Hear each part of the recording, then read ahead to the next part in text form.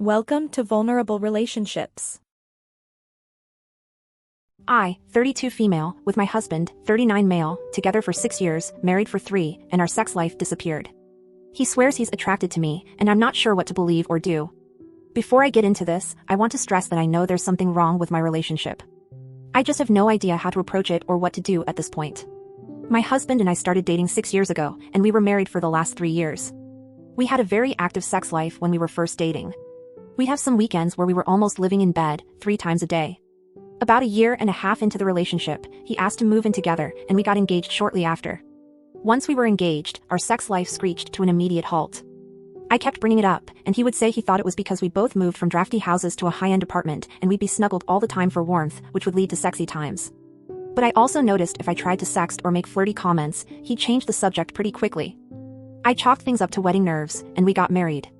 We had a 3-week honeymoon in the Caribbean where we did nothing but lounge around with each other pretty much. Even though I tried to initiate a few times, we didn't have sex at all on our honeymoon. When we got back, I threw on some sexy lingerie and tried to surprise him when he came home. He burst out laughing. At that point, I flipped out and pointed out that something was obviously wrong and that this is too soon in a marriage for something like this to happen. He said that the wedding was stressful for him and he needed to unwind.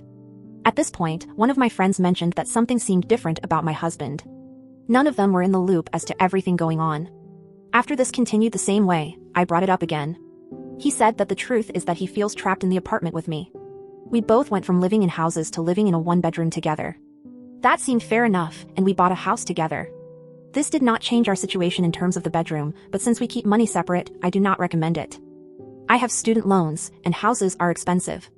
I picked up a second job bartending 3 nights a week to make sure I wasn't stretching my money too thin. Then the excuse became "you're never home." He started getting angrier and angrier about me never being home, even when I pointed out all the time I was actually at home.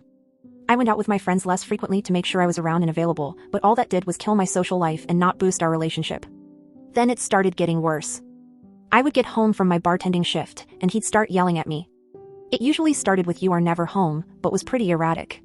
He'd switch subjects, and things he was angry about switched pretty quickly, but he would also say some hurtful things such as "I'm not attracted to you. If you want to go have sex, go fuck someone else. I kind of fell into marrying you. It was the path we were already on, and I felt like I couldn't do anything to stop it. You have the personality of a 5-year-old. What adult tears up at a puppy? Etc. Let me be clear, I do not want to be with someone uninterested in being with me, but whenever I'd bring it up the next day, he'd act like I was exaggerating the fight and what he said. Claiming of course those things aren't true and that he loved me very much. If I told him I thought he didn't romantically love me, it usually brought him to tears. And just a side note that I've been in shape since the start of our relationship and that hasn't changed. I didn't know whether or not to believe him. In my experience, people tend to accidentally say what they truly mean when angry. So I took these things to heart and became really sad. I was randomly bursting into tears throughout the day, but whenever I brought up how I felt, he insisted I had to trust what he said about being interested in me, attracted to me, and wanting to be married to me. I ended up seeing a counselor for a bunch of sessions. She helped me feel attractive again, like I deserved to be treated well, and that my expectations of someone I'm pretty recently married to aren't unreasonable at all. Which made me feel more empowered to take action. I started recording him yelling at me. I collected a few and then played them for him during the day. He looked genuinely shocked. He said it seemed like he was saying things just to hurt me and that he didn't mean anything he said, but he also didn't remember saying any of them. He said he was committed to fixing this for the future. And he started counseling. So then he took me out on a super date of sorts. Nothing too fancy, but all the things I like to do. And it was a really fun, exciting night. All of a sudden at the bar, he went from smiling to angry in a matter of seconds. He snapped at me about something. I insisted we go home, and he spent the rest of the evening yelling at me. The next day I said I thought we needed a divorce. He begged me to try couples counseling instead. I told him that whatever was happening was an issue he was having and that he needed to figure that out before I'd even be interested in counseling. I drove over to the bar I work at for a few hours, not working, just needed to get out, and told a person I don't know very well what was going on, and she suggested that he has an adverse reaction to alcohol. When I came back, my husband presented the same theory about himself. He said he thinks that he has an adverse reaction to alcohol and shouldn't drink anymore. I didn't really think he'd stop, but he stopped cold turkey and hasn't started again since. Fast forward to now. Our sex life hasn't changed at all. And he's almost euphoric about not drinking alcohol anymore. He's cheerful and he's very kind to me. But nothing at all has changed about our sex life. I brought up couples counseling again, and he said he didn't think we needed it because of how much better he's doing now that he isn't drinking anymore. I don't want to ruin his recovery by pushing hard on the fact that things are still not good. He insists he's attracted to me and loves me. I don't know if I should trust him when he says that, and I feel stupid for even thinking that maybe I should trust that he feels that way. I do know he feels affectionate towards me generally, but we feel like roommates who are best friends. And that's probably why I've put up with all of this, because when it comes down to it, we get along very well. I just don't know what my next step should be, or what I should even be feeling about this. Sometimes I think, well, if everything else is fine, why is sex so important? But it is to me. Plus I feel like he might be hiding all these feelings about me. Then again, he seems so genuinely shocked by hearing himself say all those mean things about me. Could there be something else going on with him? Edit. I should emphasize it isn't just sex. If I go in for a kiss he pulls back, so it's just a peck. He tells me he doesn't like kissing and doesn't understand the appeal. Comments. Comment 1. Seriously, you all need relationship counseling or sex counseling. You took a vow of monogamy, not celibacy. Comment 2. There could be a ton of reasons. Since he's near his 40s, I'd start with him going to get a physical and get his testosterone checked. Frankly, speaking of his gaslighting you, I think he might need to get mentally checked out as well. I don't know, to be honest. It's things like this I started recording him yelling at me. I collected a few and then played them for him during the day. He looked genuinely shocked. He said it seemed like he was saying things just to hurt me and that he didn't mean anything he said. But he also didn't remember saying any of them. He said he was committed to fixing this for the future. He's either not remembering things or he's trying to gaslight you and got called out on it. Comment 3.